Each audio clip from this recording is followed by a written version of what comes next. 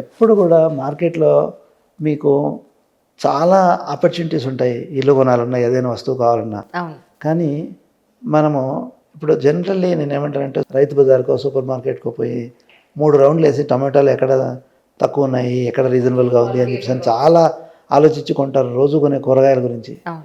కానీ ఒక ఇల్లు కొనేటప్పుడు మాత్రము I think 99% of the people will not do that due diligence. అంటే బేసిక్గా అంటే ఆ విషయంలో నేను నా ఎక్స్పీరియన్స్ చెప్తాను సార్. ఇప్పుడు నాకు తెలీదు ఎక్కడ కొంటే ఎంతలో కొంటే, ఎవరినో అడుగుతాం, వాళ్ళు చెప్పేది నిజమని నాకేంటి నమ్మకం? అది వాళ్ళ పరిస్థితుల ప్రకారం వాళ్ళు చెప్తారు, వాళ్ళకి తెలిసిన నాలెడ్జ్ వరకు. నా సిచ్యువేషన్కి నా ఇష్టానికి సంబంధించి వాళ్ళు డిసైడ్ చేయలేరు. కరెక్ట్. సో అన్నీ వింటాం కానీ ఏం చేయాలి అనేది నిజంగా ఒక పెద్ద క్వశ్చన్ మార్కే. ఫైనల్గా ఇక ఏది రాసి పెట్టుందో అది వెళ్తుంది అన్నట్టుగా వదిలేస్తాం ఇంకా. సో అది సిచ్యువేషన్ యాక్చువల్గా చెప్పాలంటే. అలా ఉండకూడదు మేడం, అలా కాదు యాక్చువల్లీ. సో నేను అదే అంటాను, ఇప్పుడు ఒక చిన్న ట్రిప్ వేసుకోవాలనుకోండి, వెకేషన్కి వెళ్ళాలి అంటే 10 రోజుల నుంచి అందరూ చెక్ చేస్తారు అక్కడ ఏముంటాయి, ఎక్కడ ఉండాలి, ఏం తినాలి, ఎటువంటి బట్టలు వేసుకెళ్ళాలి, కరెక్ట్, ఆ క్లైమేట్ ఎలా ఉంటుంది, దానికి ఎలా మనం ఉండాలి, ఇంత ప్లానింగ్ చేస్తారు. లైఫ్లో most expensive purchase that anybody does is home. Most expensive ticket. Correct correct. కానీ దానిలో మాత్రము పబ్లిక్ చేసే గ్రౌండ్ వర్క్ మాత్రం చాలా నెగ్లిజిబుల్. తక్కువ. They give least importance to know what exactly they are doing, what property they are buying, where they are buying, what exactly is their need. ఆ నీడ్స్కి ఈ ప్రాపర్టీ, ఈ ప్రోడక్ట్ మ్యాచ్ అవుతుందా అనేది చేయడంలో చాలామంది they fail to do it. Most of the people depend on references. వాళ్ళు ఏంటంటే వాళ్ళు చేశారు కదా ఆ గ్రౌండ్ వర్క్ ఏదో, దాని మీద మనము డెసిషన్ తీసుకుందాం. ఎంత రాంగ్ చూడండి అది. ఐ థింక్ మ్యారేజ్ అనేది ఎంతైతే చాలా ఆలోచించి తీసుకోవాల్సిన డెసిషనో, అలానే అది ఒకటి పర్సనల్ అనుకోండి పోనీ. So when the purchases that you do, దానిలో this is the most expensive purchase one does in life and not every day you do. So దానికి చాలా గ్రౌండ్ వర్క్ చేయాలి వాళ్ళు. వెనక దాని గురించి రీసెర్చ్ చేయడము, దాని గురించి అన్నీ చేసేసి దెన్ వాళ్ళ రిక్వైర్మెంట్స్ వాటిని మ్యాచ్ చేసుకుంటే కనుక ఏమవుతుందంటే ఇండస్ట్రీకి కూడా మంచిది. నిజం. తెలిసి తెలియకుండా డెసిషన్స్ తీసుకొని ఎక్కడో ఏదో కొనుక్కొని ఇరుక్కుపోయి మేము, if you listen there are lot of tragic stories in property purchases from people than happy stories. So ఎందుకు అని అంటే వాళ్ళు they are just depending on some others recommendation or reference చేస్తారు. వాళ్ళ రిక్వైర్మెంట్స్ వాళ్ళకున్న అవి డిఫరెంట్ ఉంటాయి. పర్సన్ టు పర్సన్ మారుతాయి కదా, అభిరుచులు కానీ అవసరాలు కానీ అండ్ వాళ్ళ ఇబ్బందులు కానీ వాళ్ళకి మాత్రమే తెలుసు.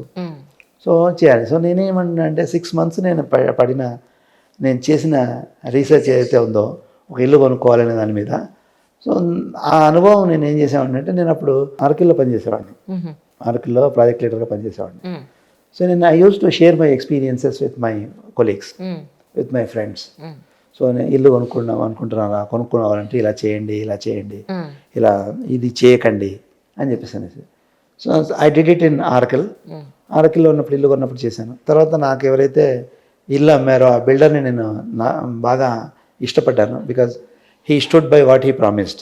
ఆగండి, మరి అక్కడే నాకు చాలా డౌట్స్ ఉన్నాయి, మీరు పరిగెట్టేస్తున్నారు. ఇప్పుడు ఇంతకీ అంత రీసెర్చ్ చేసిన తర్వాత సొంతిల్లు కొనుక్కోవడం మంచిదా లేదంటే అద్దెంట్లో ఉండడం మంచిదా అనేది ఈ రోజు కూడా చాలా మందికి డౌట్ ఉంది.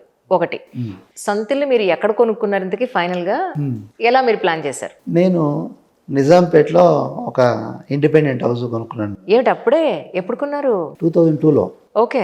2002లో నిజాంపేటలో ఆ బిల్డర్ 5 విల్లాస్ కడుతున్నాడు. చాలా నెసెసిటీలో ఉన్నాడు. ఎంతలో పడింది సార్ అప్పట్లో మీకు? నేను I bought that house for 16 lakhs madam. 16 లక్షలు అప్పుడు? యాక్చువల్లీ 16 లక్షలకు కూడా కాదు, 12 లక్షలకు వస్తుంది ఇల్లు. 180 గజాలు ఒక ప్లాట్, పక్కన 180 గజాలు ఒక ప్లాట్. 2 ప్లాట్లలో 2 ఇల్లు కడతాడు. మిగతా 200 గజాల్లో ఇంకొక 4 విల్లాస్ కడుతున్నాడు.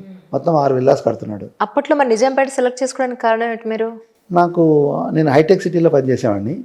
హైటెక్ సిటీ నుంచి నిజాంపేట నుంచి నాకు బైక్లో పోయేదానికి, నేను మాదాపూర్లో కొనాలంటే అపార్ట్మెంట్లు వస్తాయి నాకు. Apartment I was not interested to buy. So కొంచెం దూరమైనా సరే నాకు పర్వాలేదు, నాకు ఇండిపెండెంట్ హౌస్, ఓన్ ల్యాండ్ ఉండాలి అనే ఆబ్జెక్టివ్తో. అంటే నేను జేఎన్టీయూలో చదివాను, కూకట్పల్లిలో హౌసింగ్ బోర్డులో ఉన్నాను. సో ఆ ఏరియా అంతా నాకు కొంచెం అటాచ్మెంట్ అనేది ఉండేది, చుట్టుపక్కల ఏరియా.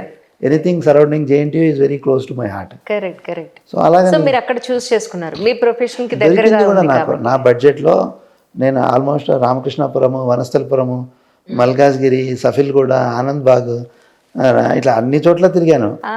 కానీ అల్టిమేట్లీ నాకు అది బెస్ట్ సూటెడ్ అని చెప్పేసి అనేసి మీరు అనుకున్నట్టుగానే ఇండిపెండెంట్ హౌస్లోకే వెళ్ళారు. ఇండిపెండెంట్ హౌస్లోకి వెళ్ళాను. కాకపోతే అక్కడ నేను ఒక చిన్న ఏమంటారు కమర్షియల్ క్యాలిక్యులేషన్ చేసి తెలివిగా తీసుకున్నాను ఇల్లు. సో అతను 6 ఇళ్ళు కడుతున్నాడు. నేనేం చెప్పానంటే 2 ప్లాట్లు కొంటాను, నేను ఒక ఇల్లే కట్టించుకుంటాను. I don't buy 2 houses. నాకు 2 ప్లాట్లు కలిపి ఒకటే ఇల్లు కావాలనుకుంటాను, ఒక ప్లాట్ వదిలేయాలి అని చెప్పాను. ఎందుకు అలా అనుకున్నాను అని అంటే, నేను ఈ ఇల్లు కొనుక్కుంటే ఆ ప్లాట్ పెరిగితే ప్లాట్ అమ్మేసుకుంటే నాకు ఇల్లు మిగిలిపోతుంది. కరెక్ట్. సో అదే నేను 360 గజాల్లో ఇల్లు కట్టుకున్నాను అనుకోండి, it is not saleable. Correct. So అందుకని ఒక ప్లాట్లో మాత్రమే సైడ్కి ఇల్లు కట్టించుకొని ఒక ప్లాట్ ఓపెన్గా పెట్టుకుని, అతను ఇబ్బందుల్లో ఉన్నాడు బిల్డర్ ఫినాన్షియల్లీ అనేది కూడా నేను గ్రహించాను. సో నేను ఇలా అయితేనే కొంటాను అన్నప్పుడు ఆయన 6 ఇళ్ళు స్టార్ట్ చేసి అమ్ముకోలేక చాలా ఇబ్బంది పడుతున్నాడు అని తెలుసు నాకు. సో నేను అప్పుడు అతనికి ఆఫర్ ఇస్తే అతను నాకు ఎక్స్క్లూజివ్గా ఒక ప్లాట్ ఫ్రీగా ప్లాట్ కట్టకుండా ఒక ప్లాట్ కట్టేటట్టు ఇచ్చాడు. నేను అడ్వాన్స్ ఇచ్చిన తర్వాత 4 నేనే అమ్మి పెట్టాను, మిగతా 4.